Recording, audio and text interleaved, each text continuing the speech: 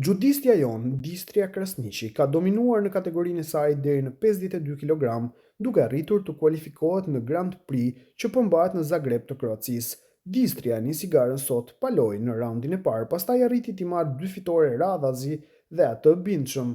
Në ndeshjen e parë, Pejania mposhti brazilianen Amanda Lima me iPhone, ndërsa në ndeshjet e tjera ajo fitoi ndaj Blandine Pont të Francës. Këto 2 fitore bën që Distria të kualifikohet në gjysmëfinale, ku mposhti gjithashtu italianen Gaia Stella për të siguruar finalen e madhe. Në finale, për medaljen e artë, gjudistja jonë olimpike do të ndeshet me hungarezen Reka Pop.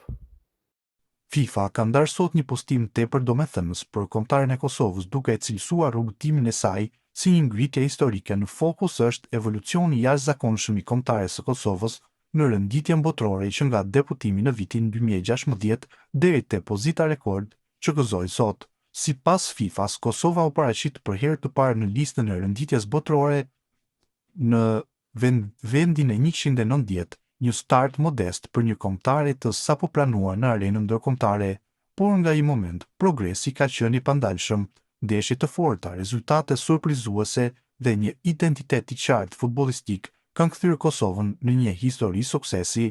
Në postimin e tyre, FIFA ka theksuar avancimin në vendin e 84, pozicioni më i mirë i Kosovës që nga themelimi i kombëtares.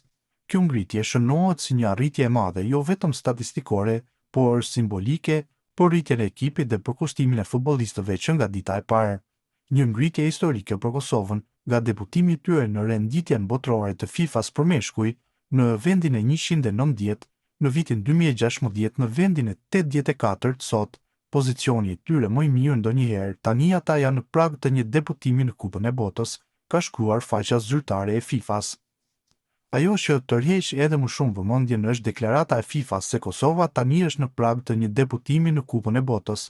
Me këtë fjali, institucioni më i lartë i futbollit i vendos djemtë e frankofodës me skuadrave që po trokasin seriozisht në arenën më prestigjioze të futbollit botëror.